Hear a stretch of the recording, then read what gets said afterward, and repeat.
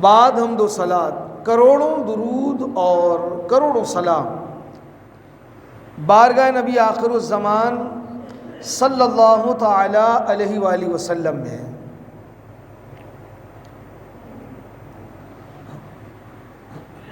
سید عالم نور مجسم نبی مکرم شفیع معظم صلی اللہ تعالی علیہ وآلہ وسلم کا فرمان عالی شان کہ جو شخص 1000 مرتبہ درود پاک پڑھے وہ اس وقت تک نہیں مرے گا جب تک جنت میں اپنا مقام نہ دیکھ لے۔ حصول رحمت کے لیے پڑھی اللہم صلی علی سیدنا مولانا محمد معدن الجود والکرم وعلیہ واصحابہ وآل بیت مبارک وسلم صلاۃ و سلاما علیک یا سیدی یا رسول اللہ صلی اللہ علیہ وسلم۔ سید عالم نور مجسم نبی مکرم صلی اللہ تعالی علیہ وآلہ وسلم ایک مرتبہ مسجد نبوی علی صاحبہ والصلاۃ والسلام میں تشریف لائے۔ میرے آقا صلی اللہ تعالی علیہ وآلہ وسلم نے منبر کی پہلی سیڑھی پر قدم رکھا تو فرمایا آمین، پھر دوسری سیڑھی پر قدم رکھا تو فرمایا آمین، پھر تیسری سیڑھی پر رکھا قدم تو فرمایا آمین۔ وہ وقت گزر گیا، بعد میں جو صحابہ کرام سید عالم علیہ الصلوۃ والسلام کو ملاحظہ کر رہے تھے ان میں سے کسی نے عرض کی اے اللہ کے محبوب صلی اللہ تعالی علیہ وآلہ وسلم، ہم نے دیکھا کہ آپ نے منبر پر ہر سیڑھی پر قدم رکھتے ہوئے آمین کہا۔ میرے اور آپ کے آقا دو عالم کے داتا محبوب کبریا صلی اللہ تعالی علیہ وآلہ وسلم نے فرمایا کہ میرے پاس جبریل امین آئے تھے اور عرض گزار ہوئے یا رسول اللہ صلی اللہ تعالی علیہ وآلہ وسلم اس شخص کی ناک خاک آلود ہو، یعنی مٹی میں ملے، اور وہ غائب و خاسر ہے، خسرت دنیا والآخرہ، دنیا آخرت میں نقصان اٹھانے والا ہے، غائب و خاسر ہے، کہ جس نے آپ کا نام نامی اس میں گرامی سنا اور درود پاک نہ پڑھا۔ تو جبریل امین نے یہ بددعا دی تو میں نے کہا آمین، اور جب میں نے دوسری سیڑھی پر قدم رکھا تو جبریل امین عرض گزار ہوئے کہ غائب و خاسر ہے وہ شخص اس کی ناک خاک آلود ہو جو اپنے والدین یا ان میں سے کسی ایک کو پائے اور ان کی خدمت کر کے جنت نہ پائے، ایسا شخص غائب و خاسر ہے، اس کی ناک خاک آلود ہو۔ میں نے کہا آمین، پھر جب تیسری سیڑھی پر قدم رکھا تو جبریل امین عرض گزار ہوئے اللہ کے رسول اس شخص کی ناک خاک آلود ہو اور غائب و خاسر ہے، دنیا آخرت میں نقصان اٹھانے والا ہے، کہ جو رمضان المبارک کو پائے اور اپنی بخشش نہ کرا سکے۔ تو میں نے کہا آمین۔ اس روایت کو ہم نے بارہا سنا ہوگا، کبھی ہم اس پہ ٹھنڈے دل سے غور و غوص کریں، سوچیں اس کے بارے میں کہ رسول الملائکہ، ملائکہ کا سردار، فرشتوں کا سردار کسی کے لیے بد دعا کرے اور تاجدار انبیاء صلی اللہ تعالی علیہ وآلہ وسلم اس پر آمین کی مہر لگا دے تو وہ دنیا و آخرت میں نقصان سے بچ سکتا ہے؟ وہ کیا وہ کسی قسم کا نفع حاصل کر سکتا ہے کہ جس کو محبوب خدا صلی اللہ علیہ وسلم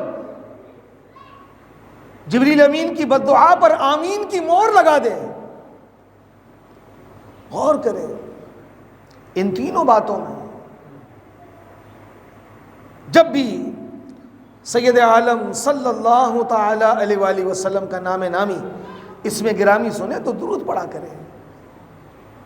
ہمارے ہاں تو طلباء جو ہیں، بالخصوص طلباء، وہ طالب علمی کے دور میں اسکول میں کام بھی ملتا ہے تو ہم دیکھتے ہیں کہ اسلامیات کا جب کام ہوتا ہے یا پھر اردو میں کبھی سید عالم علیہ الصلوۃ والسلام کا نام آئے تو وہاں دھڑلے سے خالی سواد لکھ دیتے، سواد لام عین میم سلام لکھ دیتے، پورے کاغذ سے آ کر دیں گے. لیکن جب محبوب خدا پر درود کا معاملہ آئے گا اس وقت کنجوسی کریں گے. سب چھوڑیں، جس رب نے ہمیں بنایا، جو ہمارا خالق و مالک ہے، جب اس کا نام لکھیں گے تو خالی جیم ڈال دیں گے، وہ بھی آدھا. جل وعلا جل جلالہ نہ صرف لکھیں بلکہ منہ سے بھی ادا کریں. وہ جملے جو اس کے شان کبریائی کو بیان کرتے، اس کی بڑائی بیان کرتے ہیں، اس میں کنجوسی نہ کریں. اور یہ اصول یاد رکھیں کہ جب بھی کسی محفل میں ہو، چونکہ قرآن میں اللہ کا حکم ہے درود و سلام پڑھنے کا، تو جب محفل میں جب بھی حضور کا نام سنیں تو ایک مرتبہ پڑھنا لازم ہوتا ہے، فرض ہوتا ہے. اور جب حضور کا ذات گرامی ہم سنیں، محمد، یہ حضور کا ذاتی اسم ہے، تو اب لازم ہوتا ہے کہ درود پاک پڑھا جائے. تو درود پاک پڑھنے کی عادت بنائیں، اس میں کنجوسی نہ کریں. اس پیارے حبیب صلی اللہ علیہ وسلم جو ہم سے ماں باپ سے زیادہ محبت کرتے ہیں، کائنات میں ان سے بڑا کوئی شفیق بھی نہیں ہے، کوئی شفیع بھی نہیں ہے، اس محبوب علیہ الصلوۃ والسلام پر درود و سلام بھیجنے میں کنجوسی کرنے والے کے بارے میں جبریل کہہ رہے ہیں کہ اس کی ناک خاک میں ملے. اور یہ عرب کا انداز ہوتا تھا، کسی کو بد دعا دیتے تھے نا تو وہ یہی انداز ہوتا تھا، یا تو کہتے تھے کہ تیری میت پہ تیری ماں روئے، آج بھی عربیوں کا یہ انداز ہے، یا پھر کہتے تھے تیری ناک خاک میں ملے، خاک آلود ہو، یعنی عزت مٹی میں مل جائے. جب رسول کی عزت کو چھوڑیں گے تو اپنی عزتیں کہاں بچیں گی؟ نمبر 2 کہ جس نے رمضان المبارک کو پایا اور اپنی بخشش نہ کرا سکا. علمان الحفیظ، بندہ غور کرے، رمضان تو ہر سال آتا ہے، کیا کوئی ایسا رمضان بھی ہم نے پایا کہ جس میں ہم اپنی بخشش و مغفرت کرانے میں کامیاب ہوئے؟ وہ رمضان جو ہمیں پاک کرنے کے لیے آیا ہے، ہمیں ستھرا کرنے کے لیے آیا ہے، وہ ماہ مقدس ہم غفلت میں گزار دیں. اور ہے ایسی بہت بڑی تعداد ہے. ایک تو روزہ نہیں رکھتے، اوپر سے اس کا اظہار کرتے ہیں کہ میرا روزہ نہیں ہے، یا اپنے عمل سے اظہار کرتے ہیں. ایک وقت ایسا تھا، آپ کو بھی یاد ہوگا، جو بزرگ بیٹھے وہ جانتے ہوں گے کہ کھانے پینے کی چیزیں نہیں ملتی تھیں، اب مل رہی ہوتی ہیں.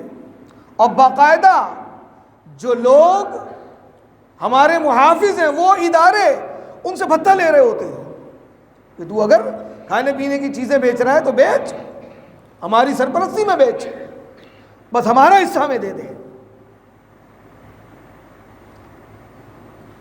میں نے پڑھا تھا کہ ایک شخص جو کہ مسلمان بھی نہیں تھا،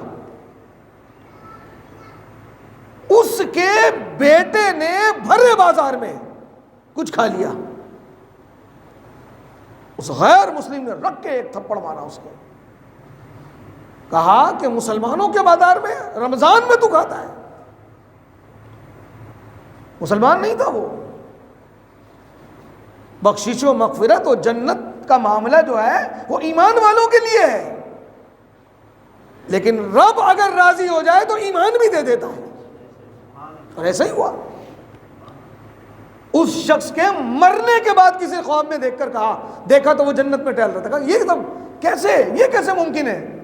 کہا مرتے وقت اللہ نے مجھے ایمان نصیب کر دیا۔ کس سبب؟ تعظیم رمضان کے سبب۔ ہم مسلمانوں پر رمضان المبارک کی تعظیم بھی فرض ہے، فرض کے درجے میں بات کر رہا ہوں میں، فرض کے درجے میں اس کی تعظیم کی جائے۔ جب یہاں گھر کے بڑے ہی روزے نہیں رکھیں گے تو بچوں کی عادت ہی نہیں بنتی، عادت ہی نہیں بنتی ان کی۔ چھوٹے چھوٹے ہوتے تھے الحمدللہ ہمارے گھر والے ہمیں روزے رکھواتے تھے، جس کی عادت ہے، اور جو جن کا سارا دن منہ چلتا رہتا ہے نا، ان کے لیے تو روزہ رکھنا ایسا لگتا ہے کہ وہ تو رمضان آنے سے بھی گھبراتے ہوں گے، یار رمضان کیوں آ گیا، نعوذ باللہ من ذالک، چونکہ ان کی عادت ہوتی ہے وہ کہ ہر وقت ان کا منہ چلتا رہے، ان سے روزے نہیں رکھے جاتے۔ بارہا اس بات کا اظہار کیا ہے کہ گناہ کا اظہار بھی گناہ ہوتا ہے۔ اگر آپ اللہ اس کے رسول کی نافرمانی کر رہے ہیں تو اس کا اظہار نہیں کریں، گواہ مت بنائے لوگوں کو کہ میں روزے دار نہیں ہوں، اپنے اور اپنے رب کے درمیان پردہ رکھیں۔ ایک تو روزہ نہیں رکھتے، پھر اوپر سے سرے راہ لوگوں کے سامنے کھاتے پیتے کھاتے پیتے۔ یہ کتنی بڑی بے باکی ہے یہ، اور دلیری ہے یہ۔ دنیا میں ایسی کرتا ہے نا انسان، میں کسی سے نہیں ڈرتا، نعوذ باللہ من ذالک۔ تو یہ کتنی بڑی بدنصیبی ہے کہ وہ ماہ مقدس اور رب کا اتنا بڑا انعام، محبوب خدا صلی اللہ تعالی علیہ وآلہ وسلم کہ اس طرح کے روزے بھی کتابوں میں لکھے ہیں کہ میرے آقا علیہ الصلوۃ والسلام نے سحری کی، پھر کھانا نہیں کھایا، پھر سحری نہیں کی، پھر کھانا نہیں کھایا، پھر سحری نہیں کی، پھر کھانا نہیں کھایا، 3 دن کے بعد پھر کچھ کھایا، جسے کہتے ہیں شبانہ روز۔ صحابہ نے دیکھا تو انہوں نے بھی ایسے ہی روزے رکھنے کی کوشش کی، تو میرے آقا علیہ الصلوۃ والسلام نے ملاحظہ فرمایا کہ ان کے چہروں کے رنگ پھیکے پڑ گئے، کمزوری ناتوانی آ گئی۔ کہا تمہیں کیا ہوا؟ اے رسول اللہ ہم تو آپ کی اتباع میں ایسا آ گیا، میرا رب مجھے کھلاتا پلاتا ہے۔ لیکن یہاں مراد کھانا پینا ہی نہیں ہے، یہاں اس بات کا اظہار ہے کہ میں مقام میں بندگی کے اس اعلیٰ منصب پر فائز ہوں کہ رب مجھے کھانے کی حاجت ہی نہیں دیتا، ایسے ہی رہ سکتا ہوں میں۔ اور حضور نے واضح فرمایا ایکم مثلی، کیا تم میری طرح ہو؟ حضور جیسا کوئی نہیں ہو سکتا، حضور جیسا کوئی نہیں ہو سکتا، کائنات میں حضور کی مثل کوئی ہے ہی نہیں۔ حضور کی بے مثل ذات کے بارے میں سننا ہے تو صبح کے درس میں بیٹھا کریں، یہی موضوع چل رہا ہے۔ حضور جیسا کوئی نہیں ہے، کیا تم میری مثل ہو؟ حضور کی مثل کیسے ہو سکتا ہے کوئی؟ تو رمضان کے میرے آقا روزے رکھیں شبانہ روز، اور ہمیں تو اجازت ہے کہ ہم آخری وقت تک کھائیں۔ وہ 13 ساڑھے 13 گھنٹے کا ہی تو روزہ ہے یار، وہ بھی نہ رکھا جائے۔ اپنی ذات پر اللہ کی رضا کے لیے ہم کہتے ہیں نا کہ انسان اپنے اوپر کچھ بوجھ تو ڈالے، دل نہیں چاہ رہا پھر بھی بوجھ ڈالے، تراویح میں کھڑے ہونے کو دل نہیں کرتا لیکن پھر بھی کھڑا ہو۔ تو جو عمل مشکل ہوتا ہے، گرا گزرتا ہے ذات میں، اس کا اجر بہت زیادہ ہوتا ہے، اس کی روحانیت الگ ہوتی ہے۔ تو جبریل امین کہتے ہیں یا رسول اللہ اس کی ناک مٹی میں ملے، وہ خائب و خاسر ہے، وہ دنیا اور آخرت میں تباہ و برباد ہے کہ جو رمضان کو پائے اور اپنی بخشش نہ کرا سکے۔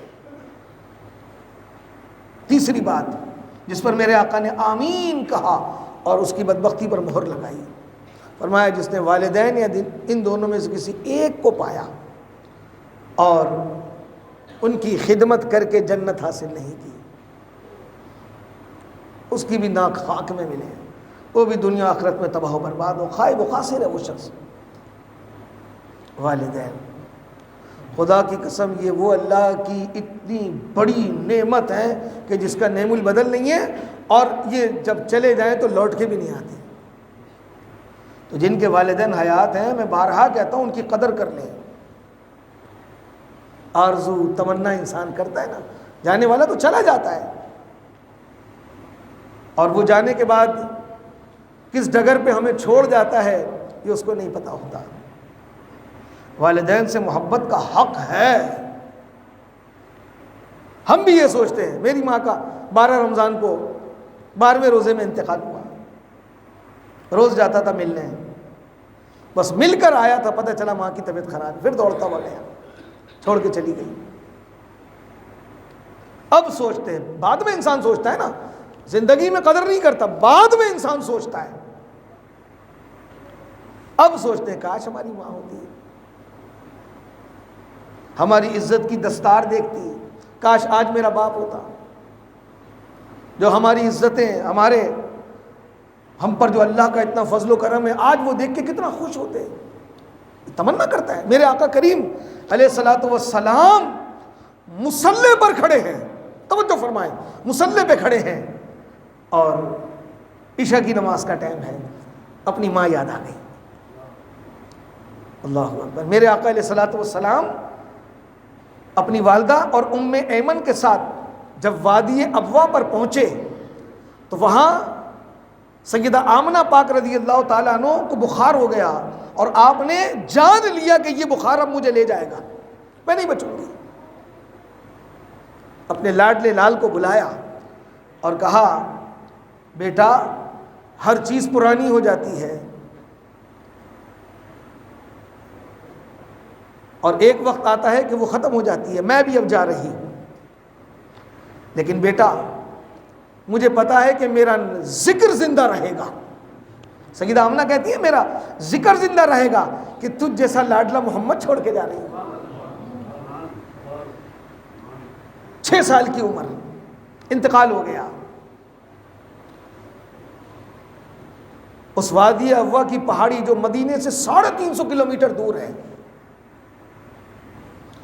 کالے پتھروں کی قبر بنائی، اپنی ماں کی تدفین کی اپنے ننھے ہاتھوں سے، اور میرے آقا علیہ الصلوۃ والسلام ام ایمن سے حضرت سیدہ پاک آمنہ رضی اللہ تعالی نے کہا کہ اس کے دادا عبد المطلب تک سلامتی کے ساتھ چھوڑ دینا۔ انتقال ہو گیا، قبر بنا دی۔ میرے آقا جا رہے ہیں، پلٹ پلٹ کے دیکھ رہے ہیں، پلٹ پلٹ کے دیکھ رہے ہیں، کیا منظر ہوگا۔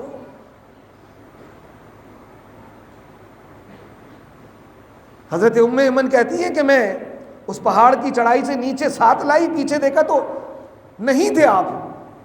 میں پھر پہاڑ کی چوٹی پر گئی، کیا دیکھا کہ سرہانے کھڑے ہیں اور کہتے ہیں، ماں تو جانتی نہیں کہ میرا تیرے سوا کوئی بھی نہیں تھا۔ ام ایمن کہتی ہے میرا کلیجہ پھٹ گیا، میں نے سینے سے لگایا۔ میرے آقا خود فرماتے تھے کہ میری ماں کے بعد اگر کوئی میری ماں ہے تو وہ ام ایمن ہے۔ اس ماں کی یاد آ گئی۔ مصلی پر عشاء کی نماز، مصلی پر محبوب علیہ الصلوۃ والسلام اپنی ماں کو یاد کرتے ہیں، صحابہ سے کہتے ہیں میرا دل چاہتا ہے اے کاش کہ میری ماں ہوتی حیات، اور مسجد نبوی کے دروازے پر کھڑے ہو کے مجھے کہتی پیارے محمد، تو میں نماز کو توڑ کر اپنی ماں کے پاس جاتا اور کہتا ماں کیا کام ہے۔ جن کے ماں باپ حیات ہیں ان کی قدر کر لیں۔ خدا کی قسم ہم دھوکے میں ہیں کہ وہ ہمارے پیسوں کے محتاج ہیں۔ ہم سمجھتے ہیں 1500 روپے دے دیتے تو وہ ہمارے پیسوں کے محتاج ہیں۔ انہوں نے تو کتنا کمایا، 18 گھنٹے، اور ملک سے باہر بھی جا کے ہمارے لیے کمایا، صرف ہمارے مستقبل کو بہتر کرنے کے لیے اور ہمارے مستقبل کو روشن کرنے کے لیے وہ بوڑھے ہو گئے۔ بہت کمایا جو خرچ بھی ہم پر کیا، اور انہی آرزو تمناؤں میں بوڑھے ہو گئے۔ دوست یار آتا ہے ہماری باہیں پکڑ کے جہاں چاہے لے جاتا ہے، لیکن ٹائم نہیں ہے تو ماں باپ کے لیے انہیں وقت دیں، ان کی دلجوئی کریں، ان کے پیر دبا لیا کریں، ان کے پاس بیٹھا کریں۔ وہ آپ کے وقت کے محتاج ہوتے ہیں، وہ ہمارے پیسوں کے محتاج ہرگز نہیں ہوتے ہیں۔ تو یاروں اگر وہ چلے جائیں گے تو پھر ہاتھ ملتے رہ جاؤ گے، ان کی قدر کر لو۔ جن کے والدین حیات ہیں، ناراض ہیں تو پاؤں پکڑ لو، ان کو وقت دیا کرو، ان سے مشورے کیا کرو، انہیں پرانی یاد دلایا کرو، کوئی ایسی بات بتائے ماں باپ سے کہا کرو۔ وہ جب ماضی کے دریچوں میں جائیں گے تو ان کا دل خوش ہو جائے گا، اپنے دوستوں کی یاد دلائی جائے گی تو وہ کتنے خوش ہوں گے، اور ہمارا قد کتنا بلند ہوگا ان کی نظر میں۔ تو اللہ رب العزت محبوب خدا علیہ الصلوۃ والسلام نے جو ان 3 بددعا جو جبریل امین نے دی کہ حضور کا نام سنے درود نہ پڑھے، والدین میں سے کسی ایک کو پائے یا دونوں کو پائے تو ان کی خدمت کر کے جنت حاصل نہ کرے، رمضان کو پائے اور اپنی بخشش نہ کرا سکے تو جبریل کہتے ہیں ایسا شخص دنیا و آخرت میں برباد ہو، اس کی ناک مٹی میں مل جائے۔ اور میرے آقا کریم علیہ الصلوۃ والسلام فرمائے آمین آمین آمین۔ کون بچا سکتا ہے تباہ و بربادی سے؟ جو ان 3 امراض میں مبتلا ہو۔ اللہ ہمارے حال میں رحم فرمائے، والدین کی قدر نصیب فرمائے۔ رمضان ہمیں مل گیا ہے تو اپنی بخشش کرانے میں ہم کامیاب ہو جائیں، اور حضور کا نام سنیں تو صلی اللہ تعالی علیہ وسلم کہا کریں۔ اللہ ہمیں عمل کی توفیق عطا فرمائے جو تجھ کو، جو تیرے نبی کو پسند ہے، مجھے ایسا بندہ بنا یا الہی، آمین بجاہ سید المرسلین وما علیہ الا البلاغ۔